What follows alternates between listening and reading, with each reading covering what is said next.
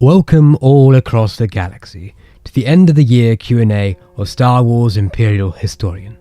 Our first question comes from TK416, who asks, what made you an Imperial?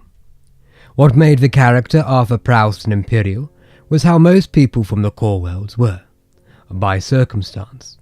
By the time of the ascension of the Empire, Arthur Prowse was only a teenager. So, for most of his life, he had only known the galaxy ruled by the Empire. He was accepted into the Imperial Academy, what only further indoctrinated him in Imperial culture. Years later, in his 20s, he joined the Imperial Reclamation Service, mentored by the previous head historian. And there is more to Arthur's Imperial bias in history, but it is something I want to keep under wraps at the moment and explore in future videos following the adventures of Arthur Prowse. As to why the channel follows an Imperial bias is due to the fact that I wanted my Star Wars lore channel to be unique from all the rest.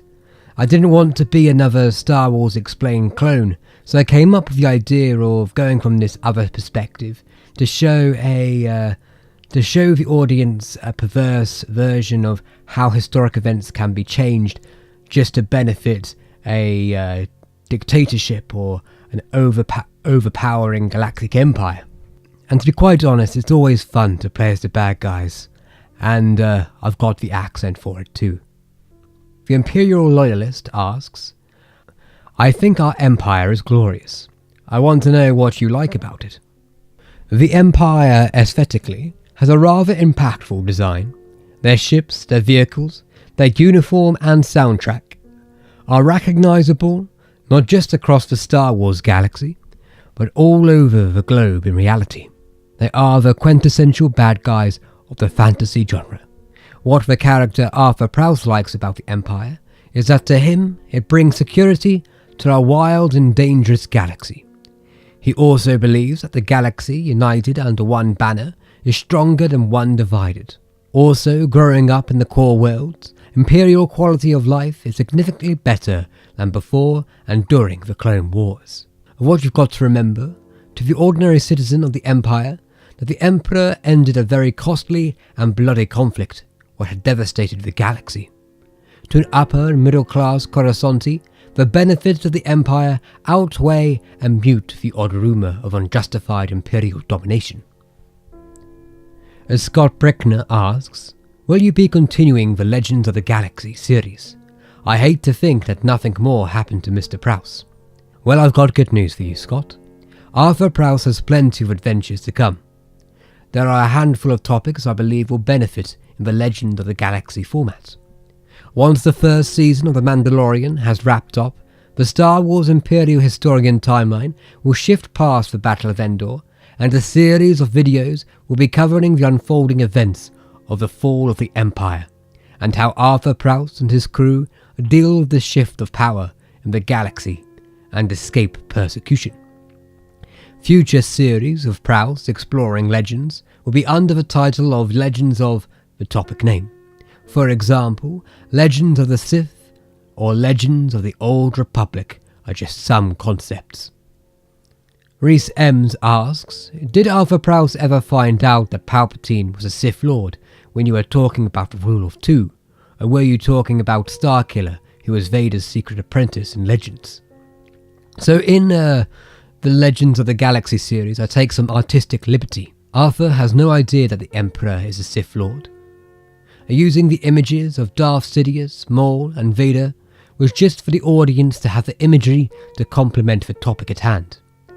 However, Arthur does know that Lord Vader is a Sith due to the title of Darth. If Starkiller was around, Prowse would most likely not know about it, as he was Vader's secret apprentice. Arthur doesn't even know the true number of Sith Inquisitors, let alone if they're still operating. The High Tory Men's Club asks, who is the best Imperial officer? That is not Grand Admiral Thrawn. I would have to say General Tagg is a good choice. He, like Thrawn, also thought that putting many resources into one force was a bad idea, and would do better to be spread out with many smaller but tactical forces. And Tag was praised by the Emperor for having the foresight to recognize the rebel threat, even though Thrawn did as well, and weaknesses of the Death Star. That would be my choice, I suppose, but the odd thing about Tag's characterization in the Darth Vader comics of 2014 and 15 is that some aspects of Thrawn during the early years of Star Wars Disney was spread across many characters throughout the Star Wars galaxy because there was no definite that Thrawn was ever going to come back. When the years go by, there's starting to be a few contradictions here and there in Star Wars lore. But yes, Tag is a good choice, but I'd also have to say that Race alone is arguably, if not one of the best Imperial officers, as she did of course save the remnants of the Empire from self-destruct under Rax's rule during the time of the Battle of Jakku. On a side note, the character Arthur Prowse speaks highly of Race alone during the events at the end of the Empire, of what we shall cover more in depth when we finally reach that timeline. CS Dragon 123456 asks, what was my inspiration for creating Legends of the Galaxy? So with Star Wars Imperial Historian, I've always been one to try and break the mold of not just being a Star Wars lore channel, as I've already stated, and not just in this Recon Center episode, but on many episodes, that I try to not be a clone of Star Wars Explained by using the perverse premise of seeing the Star Wars galaxy from the Imperial view. But I wanted to delve more into that, so I wanted to follow the avatar of Arthur Prowse and make him into a proper character, and going on a journey with him and his crew to go and find a mysterious object and explore more about it, to eventually finding this pre-existing race and then finding this object which could have galactic changing consequences. And so the Rakata were a good fit. To be honest, I had wrote a Rakatan episode before Legends of the Galaxy was an idea, but I saved it until I really wanted to go into Legends. And so during that time, I had just completed the Mass Effect trilogy for the first time, and I really enjoyed it. I liked, one of my favourite plots was the Prothean plots of this pre-existing race where technology was scattered across the galaxy, and the people of today had no idea of where it originated from, apart from naming these people the Protheans and whatnot. And so, as most people are aware, the first KOTOR, Star Wars Knights of the Star Wars Knights of the Old Republic, is a BioWare game, and is arguably the first steps of BioWare making Mass Effect. You can definitely see the crossover with certain architecture on Manaan, which bleeds over to Mass Effect, and of course the Rakata and how it mirrors the Protheans in some aspects with the pre-existing race and whatnot, and with the beacons. And so the idea of covering the Protheans came from that, but the inspiration of just making a story for the Avatar was just a creative thing I wanted to do. I was finding making episodes day by day a bit, not boring is the word to use, I never find it boring, just a bit stale, and I wanted to change things a bit. But yeah, I suppose some aspirations come from Indiana Jones. I've always wanted to see something a bit Indiana Jones in Star Wars, and I got that with Dr. Aphra, but I wanted to explore that with Arthur Prowse. And going through this series, I have grown more as a writer and a storyteller, and if you look at the first episode and seeing how far the editing and the creative process has gone to the second to last episode, which went out a couple of days ago, you can definitely see the difference in the writing and how things are written.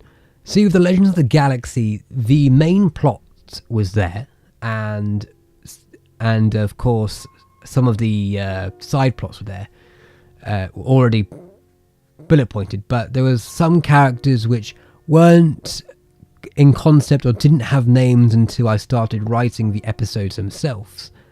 For example, Ensign Iona doesn't even get mentioned until the 4th episode, but he is involved all the way through the series. He's just referred to as a crew member. All the crew members have names, they just never got mentioned until later on, or never did. There are plenty of character moments which were cut from the final version of the episodes, mainly just to make the episodes more streamlined. There's a lot more character development with Arthur Prowse talking to the crew a bit more, but at the end of the day, the main story is finding the Rakata. If people are interested in a more character-based story, I might implement that a bit more in the next Legends of series. However, there are definitely characters in this series which bleed over to either a prequel series or a sequel series after this, because I really enjoyed writing this, and I really want to explore the character of Arthur Prowse a lot more. I mean, there's already a lot unpacked with Arthur Prowse being heavily blinded by his own propaganda for it to be whittled down a bit, seeing the bad side of the Empire almost, and seeing how it mirrors the Rakatan Empire. And so it's all about expectations of, we all, like with Mass Effect, all the people in Mass Effect believe that the Protheans were fantastic people and whatnot, and then you find out in Mass Effect 3 that they were not that great, that they were imperialistic and believed themselves to be better than most people and whatnot. So that's what I'm kind of doing with the Rakatan, and I think the last episode will be very interesting and not what people will expect, while still following the Legends lore, of course. CS Dragon 123456 also asks, have I watched Star Wars Rebels and Resistance, and what are my thoughts? I really like Star Wars Rebels. It's I think it's fantastic. It's my favourite Star Wars TV series. And it's only 3, but yeah, I really like it. I like the development of character with the Ghost Crew. I like how that some characters who you believe to be bad turn out throughout the series to join the good guys. And I really enjoy there's a side character on the Imperial side who, all intents and purposes, is not a really good person, but throughout Rebels slowly becomes a more interesting character, and then joins the good guys in a very heroic and badass way, and it's fantastic. Even that person became one of my favourite characters in Star Wars Rebels. There's also quite a few bombshells, a lot of returning characters from Clone Wars, which is a lot of fun. And there's consequences. There's a consequence to each episode, and that's what I really enjoyed. And it all came full circle in the last series.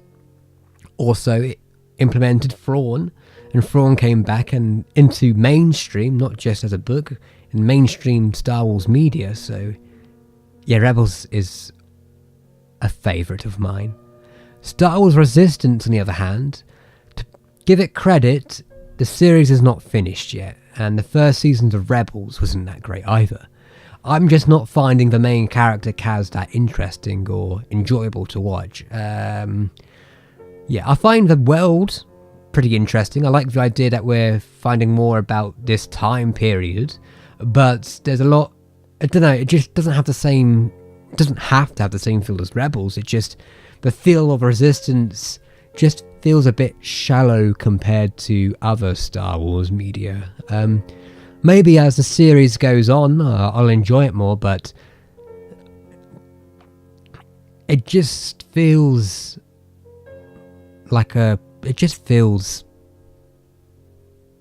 it's just not for me, I suppose, and that's absolutely fine. I know there's many other people who will enjoy it. I just won't be one of them who enjoys it as much as them. I watch it, so I like it for the most part, but I wouldn't be if I was to introduce you to Star Wars, that wouldn't be my first pick. But I'm interested to see how the first season ends, so when that happens, I'll be very interested to see if my opinion has changed on it. Continuing on, Grand Admiral Thrawn asks, what are my thoughts on the Chiss ascendancy? I suppose little is known about the Chiss ascendancy to the Empire. The character Arthur Prowse sees the ascendancy as an oddity. An empire in the unknown regions could be, if not checked, a problem for the Galactic Empire. However, this common goal of protecting the galaxy from an ominous threat keeps the fragile alliance of the Empire and Chiss together. The Chiss keep to themselves and for the most part do not interfere with the Galactic Empire. To be honest, I'm still reading through Thrawn alliances, so my knowledge of the canon Chiss is lacking. We also have Thrawn Treason coming out next year, so my reservations on the Chiss won't be concluded until I've read that book as well. Also, the opinion of Grand Admiral Thrawn is one I'm interested in it to see if the opinion of Thrawn changes in the last book with the Empire.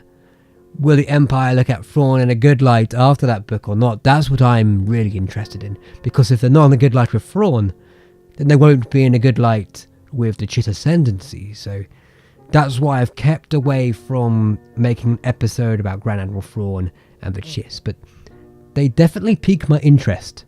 And this hint of a extra galactic threat is interesting. I just hope it's not the Yong Thong, whoever they are. I don't remember their name. I didn't really enjoy them in Legends. The Yuzong Vong, that's what they're called. I always found them too edgelord.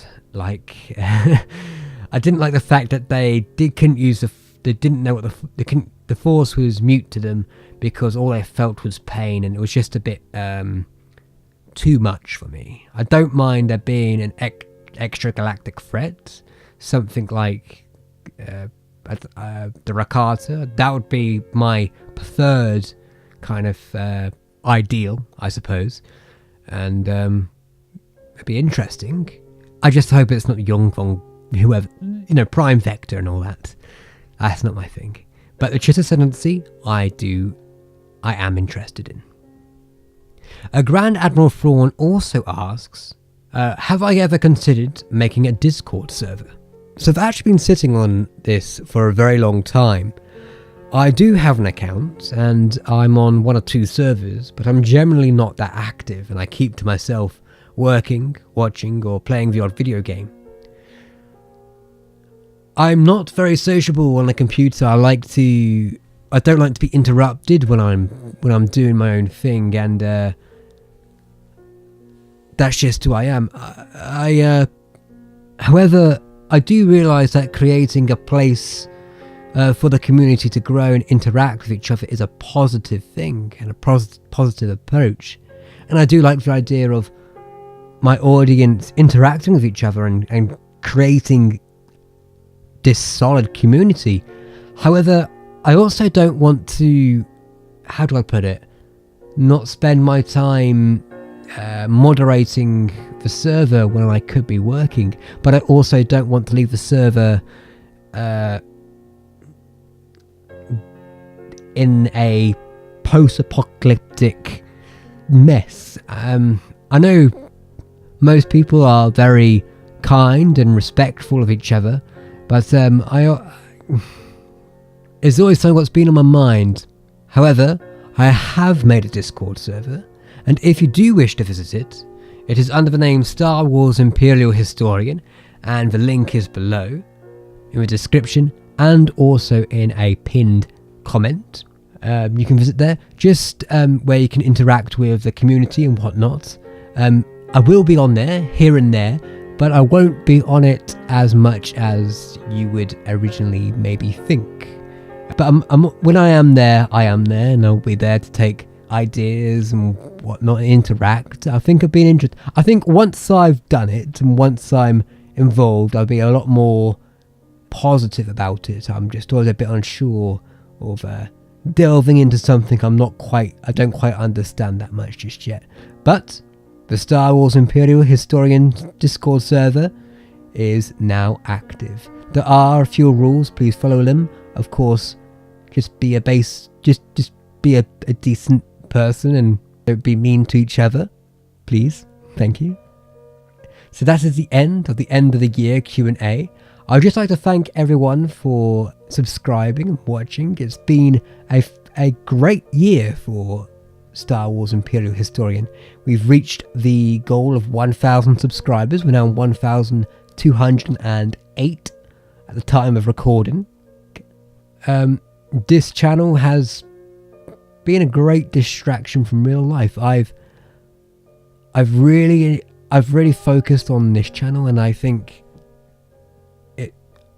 my editing skills, my narration skills, and have improved over 2 years, and your feedback, your criticism, and also your compliments have always driven me forward, and it's always a positive experience when I release a video. I always enjoy releasing that video, and I enjoy creating it too, but the best part for me is seeing people's feedback and knowing that people have enjoyed what I've made. And especially with Legends of the Galaxy, it's I'm so happy that other people have enjoyed that story too, and it's given me the confidence to delve into writing a bit more than I would have maybe a year ago. And so thank you very much, and here's to another great year. I don't know what else to say, so I'm just going to end it there. May the Empire's blessing bestow upon you.